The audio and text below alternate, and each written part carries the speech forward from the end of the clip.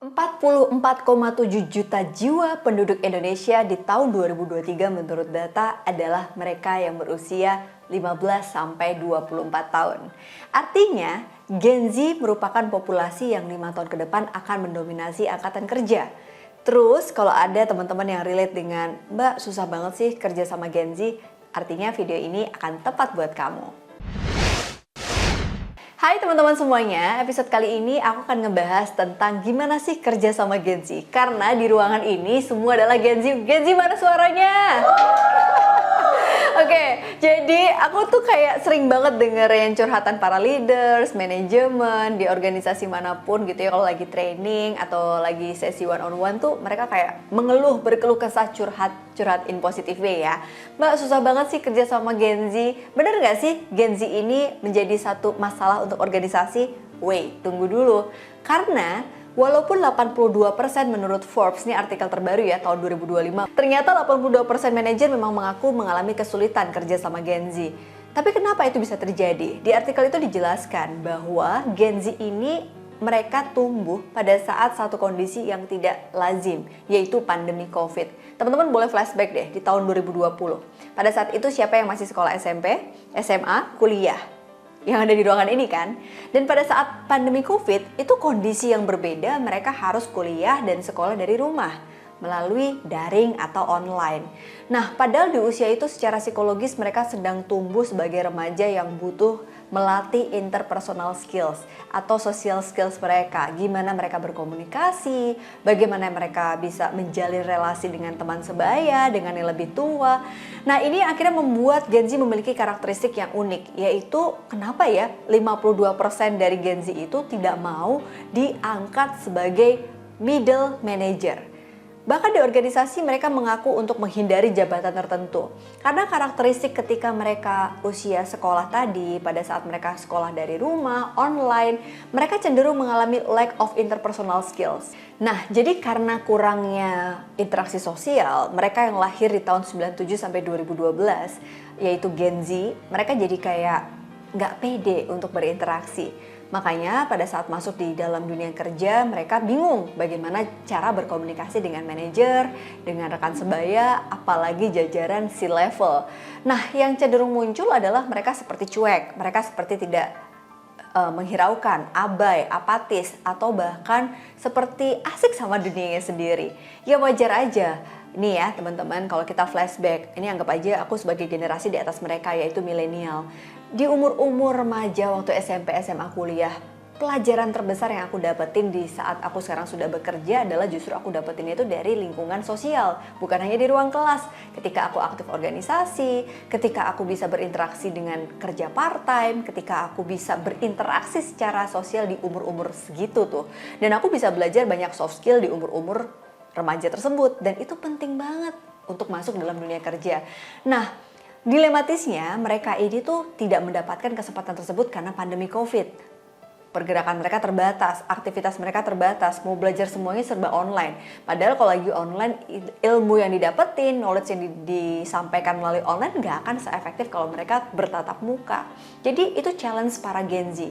Nah, akibatnya interpersonal skills ini membuat mereka jadi nggak pede. Makanya coba lihat nih para Gen Z, sosial medianya. Mereka punya akun lebih dari satu. Mereka nggak mau kelihatan bahwa mereka itu punya sesuatu. Karena apa? Biasanya yang membuli adalah sesama Gen Z sendiri. Takut dibully, takut dinyinyirin. Akhirnya akun khusus yang membuat mereka nyaman, baru mereka membuka foto, membuka aktivitas mereka. Terus akun yang satunya gimana? Biasanya nih nggak ada profilnya, bionya kosong, zero post, cuma buat scrolling-scrolling atau di follow orang tua. Nah, orang tua Gen Z ini kan adalah generasi yang udah bisa dibilang nggak terlalu senior. Mereka paham teknologi, mereka follow akun anaknya. Makanya Gen Z takut banget dianggap orang tuanya stalking. Jadi Gen Z menarik ya teman-teman ya, karena interpersonal skills ini mereka punya karakteristik yang berbeda dengan millennials, apalagi Gen X. Nah, Gen Z meskipun mereka memiliki lack of interpersonal skills, mereka juga punya kelebihan. Apa sih kelebihannya? Bayangin, di usia yang sedang sangat produktifnya menerima informasi, mereka mengabsorb semua informasi dengan cepat dengan teknologi. Di umur segitu mereka sudah digital savvy. Bahkan bisa dibilang mereka yang memanfaatkan teknologi dengan baik punya satu kelebihan yang nggak dimiliki generasi lainnya. Mereka bisa cepet banget dapat informasi apapun. Akhirnya banyak Gen Z yang memiliki kreativitas yang lebih bagus daripada generasi sebelumnya. Critical thinking mereka juga terasah. Mereka bisa mendapatkan informasi dengan cepat, tepat, dan akurat. Berbeda sama generasi milenial yang pada saat itu kalau mau cari informasi di umur-umur aku masih kuliah atau SMA, aku harus ke perpustakaan, buka buku, ada effortnya. Nah, akibatnya karena mereka terlalu digital savvy dan apa-apa serba cepat, tepat. Ini nih challenge berikutnya. Challenge-nya adalah mereka cenderung tidak seresilience generasi yang sebelumnya. Konon katanya karena apa-apanya serba cepat. Jadi kalau disuruh ke perpustakaan dikit, ngapain sih aku harus capek-capek. Toh juga buka laptop dapat informasinya. Ini nggak semuanya, hanya oknum tertentu. Tapi karakteristik ini cukup menonjol pada Gen Z. Karena itulah banyak yang mengatakan 82% manajer tadi itu mengalami kesulitan kerja sama Gen Z. Karena mereka serba cepat, serba instan. Jadi kalau disuruh agak susah dikit, mereka ogah. Nah, menarik lagi nih. 52% para Gen Z juga nggak mau masuk di level middle manager. Mereka menghindari jabatan tertentu. Kenapa? Ya karena nggak pede, mereka jadi susah untuk bisa mengembangkan diri. Jadi ibaratnya gini nih, yang cukup dilematis. Mereka itu nggak bisa dilepas gitu aja. Gen Z mengatakan karena mereka itu juga nggak pede, mereka butuh dinavigasi, mereka butuh diarahkan. Begitulah kata artikel itu ditulis. Jadi butuh diarahkan tapi nggak bisa dikekang. Karakteristik yang menonjol pada Gen Z. Kalau kalian merasa Gen Z ini punya karakteristik dalam dunia kerja yang cukup kuat, bahwa mereka bisa dikasih kebebasan, tapi mereka juga butuh dinavigasi, makanya organisasi butuh treatment yang tepat. Apa sih yang butuh dilakukan? Pastinya Gen Z ini butuh sosok leader yang bagus. Leader itu memang bukan sesuatu yang menjadi faktor pendukung, karena bisa jadi pemimpinnya bagus tapi culture of organization tidak mendukung. Hanya oknum tertentu leader yang bisa mendukung para Gen Z. Tapi kalau organisasinya nggak mendukung, akan menjadi masalah untuk Gen Z di masa depan. Kenapa? Transfer of leadership-nya jadi nggak jalan. Setiap ada promosi, Gen Z nggak pernah muncul. Karena mereka menarik diri mereka. Jadi organisasi juga butuh memperhatikan bagaimana mengelola Gen Z ini. Nggak bisa langsung dikasih challenge. Karena mereka butuh dinavigasi. Tapi kalau nggak pernah dikasih challenge, Gen Z akan bosan dan dia mengurungkan niat untuk menunjukkan potensi. Amazon melaporkan di tahun 2025, 1 dari 10 posisi manajemen akan diisi oleh Gen Z. Bayangkan, generasi yang dianggap belum siap untuk menduduki posisi manajemen, mau nggak mau mereka sedang disiapkan. Padahal mereka masih butuh bimbingan, navigasi, pengawasan. Maka dari itu kalau organisasi nggak berubah untuk bisa agile menghadapi para Gen Z ini, maka bisnis ini akan terancam. Nah teman-teman, ini psikologis banget ya. Ketika kita bicara tentang ketidaksiapan, ketidakpercayadirian, atau ketidakmampuan untuk Gen Z menghadapi lack of interpersonal skills ketika mereka masuk dalam dunia kerja. Bahkan ini salah satu perusahaan yang menurut aku cukup wow banget cara mereka menghadapi perubahan transformasi generasi adalah Amazon. CNBC melaporkan bahwa Amazon ini sudah memangkas 14.000 posisi manajemen karena Gen Z tidak cocok bekerja dengan direct leader. Jadi akhirnya konsep individual kontributor diterapkan di Amazon. Kenapa? Selain lebih efisien, ternyata ini paling tepat untuk para Gen Z bekerja di Amazon. Mereka tuh nggak suka diawasi, mereka lebih suka langsung report ke direct leader mereka di posisi tertentu atau tertinggi. Nah akhirnya 14.000 posisi manajemen ini digantikan oleh AI dan teknologi. Makanya salah satu tantangan Gen Z di dunia kerja hari ini adalah mereka mengalami kesulitan. Kesulitannya apa? Pada saat masuk dunia kerja setelah pandemi, banyak banget bisnis organisasi yang terancam punah atau bahkan mereka mengalami kerugian. Makanya pada saat itu mereka tidak membuka lapangan pekerjaan. Padahal Gen Z butuh dikasih kesempatan. Dilematisnya, Gen Z ini tidak diberi kesempatan untuk mencari pengalaman di organisasi yang mungkin berbeda dengan millennials pada saat mereka baru lulus kerja, pandemi belum ada. Mereka punya kesempatan untuk jadi fresh graduate yang mungkin punya first job cukup mumpuni. Tapi kalau Gen Z, mereka masuk di era bisnis yang lagi turun. Di era ketika pandemi mengambil alih banyak proses bisnis dan bahkan AI dan teknologi menjadi ancaman. Gen Z cukup kasihan ya posisinya, tapi bukan berarti aku membawa episode ini membuat teman-teman Gen Z jadi pesimis. Coba kita lihat pada sisi yang Gen Z punya, yang nggak dimiliki oleh milenial dan generasi lainnya. Teman-teman, kalau kita lihat tadi, digital savvy menjadi kekuatan kalian. Makanya, asah terus creativity dan critical thinking yang teman-teman punya. Kalian harus tahu posisi kalian itu di mana. Di umur berapa kalian bisa mengembangkan diri sesuai career path yang teman-teman punya. Cari selling point yang kalian miliki dalam diri kalian. Karena kalau kita nggak pernah tahu apa sih uniqueness atau keunikan atau selling point yang kita punya, kalian akan bersaing dengan teknologi, AI. Dan itu akan menjadi musuh teman-teman. Nah, kalau kita bicara soal musuh, ini bisa jadi musuh itu membawa pengaruh positif dan negatif. Positifnya teman-teman jadi lebih kritikal. Oh, kalau gitu aku nggak boleh kalah sama ChatGPT. Aku harus lebih cepat daripada ChatGPT. Aku bisa utilize ChatGPT untuk membantu critical thinkingku. Tapi kalau kita anggap musuh ini sebagai sesuatu yang negatif, maka kita akan menghindarinya. Kita akan menolak, defense, deny. Coba deh teman-teman lihat analogi yang gampang. Pernah nggak sih kamu ngerasa terancam sama orang lain? Insecure, kita anggap dia musuh. Musuh ini bisa jadi kalau kamu jadikan sesuatu yang positif, kamu akan termotivasi untuk terus berjuang lebih baik daripada musuhmu. Maka kamu meningkatkan kualitasmu. Kamu akan berjuang lebih keras daripada dia. Tapi kalau kamu anggap dia musuh secara negatif, kamu akan menghindari hal-hal yang berkaitan dengan dia. Kamu akan menghindari hal-hal padahal kamu ada kesempatan untuk menunjukkan potensi yang kamu punya.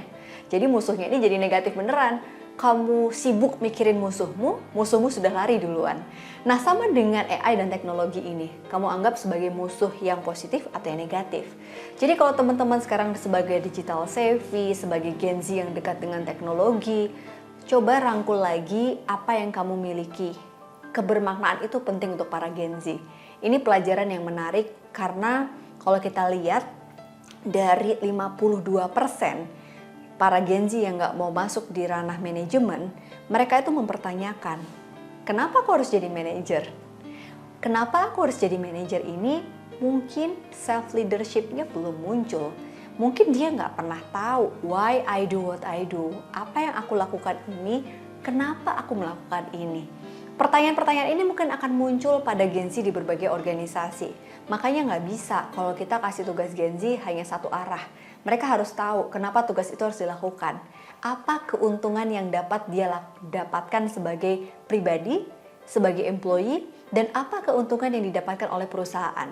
Nah, gaya kepemimpinan itulah yang sebenarnya cocok untuk para Gen Z. Kepemimpinan yang terbuka, yang memberikan kesempatan, yang membuat Gen Z bisa menunjukkan potensinya, tapi juga kepemimpinan yang jelas arahannya. Karena kalau Gen Z dilepas gitu aja, dia akan semakin tersesat dan gak percaya diri.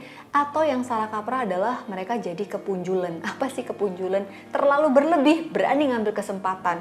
Akhirnya mereka sangat growth mindset, sangat percaya diri. Aku bisa deh lulus kuliah, aku begini. Aku nggak perlu kerja di perusahaan yang sekecil itu. Makanya Gen Z banyak juga yang nganggur nih. Pengangguran semakin tinggi di angkatan kerja Gen Z. Karena mereka mulai pilih-pilih pekerjaan yang cocok sama the meaning of hidup mereka. Challenge-nya adalah mereka tidak mengukur kapasitasnya. Karena tersesat di dalam pola pikiran yang terbentuk karena sosial media. Gen Z ini juga sangat punya tantangan ya pada saat ngadepin teknologi dan informasi yang tanpa batas. Mereka mencari tahu kehidupan teman-teman sebayanya. Itu terjadi pada usia ketika milenial di remajanya. Tapi bedanya pada saat remaja, milenial tidak punya akses terhadap kehidupan teman sebayanya secepat Gen Z. Jadi akhirnya mereka fokus pada kehidupan mereka di saat itu. Nah, Gen Z ini waktu dan energinya habis dengan mendapatkan informasi dengan apa yang dilakukan teman sebayanya. Menantang bagi para Gen Z untuk tetap on track dengan direction yang mereka buat dalam hidup. Karena distraksi itulah mereka akhirnya mempertanyakan, bener nggak ya aku tuh sekarang ada di sini? Kenapa ya teman aku udah ada di situ? Nah, mental health menjadi isu yang sangat relate dengan Gen Z. Mereka tahu apa yang terjadi pada mentalnya. Mereka bisa mencari tahu itu, mereka bisa melakukan apa yang mereka mau lakukan. Mental health ini bukan berarti hal yang baru untuk dunia kerja. Sebenarnya generasi sebelumnya juga udah dekat. Tapi mental health ini bisa diakses informasinya oleh para Gen Z di usia ketika mereka mempertanyakan jati diri. Nah, untuk itu organisasi dan juga individu mungkin ini saatnya kita berubah. Bayangkan 1 dari 10 posisi manajemen di 2025 diramalkan akan diisi oleh para Gen Z. Antara kita memberi kesempatan, membuat dia berkembang dan melanjutkan kepemimpinan, atau mengabaikan keberadaan mereka dan akhirnya perusahaan Anda terancam untuk hilang dan sirna karena perubahan zaman. Pilihannya ada di tangan teman-teman semuanya. Jadi kalau teman-teman sebagai pelaku usaha atau di birokrasi, organisasi, mari kita buka mata. Investasi itu nggak cuma sekedar teknologi aja, tapi bagaimana meningkatkan kualitas manusianya. Training, pendampingan one-on-one, membuat tools yang berkaitan dengan psikologis, itu bisa menjadi kebutuhan yang hari ini seksi di organisasi. Nah, ngomong-ngomong soal itu, kalau teman-teman butuh bantuan profesional, kalian bisa lihat APDC Indonesia, atau juga mungkin kalian bisa lihat kelas-kelas, karena kebetulan APDC Academy juga menyediakan life skills class atau mungkin training untuk para organisasi dan juga individu. Nah, makasih banget teman-teman yang udah nonton episode ini. Kalau kamu pengen belajar banyak tentang informasi dunia kerja, profesional, pengembangan diri, follow Instagramnya APDC Academy. Kalau kamu pengen tahu tentang mental health, atau kamu pengen tahu gimana sih kalau kamu harus ke psikolog, kapan kamu harus ke counseling, follow APDC Indonesia. Nah, thank you banget ya. Habis nonton video ini, tag aku di analisa.widianingrum. Sampai ketemu lagi di episode berikutnya. Assalamualaikum.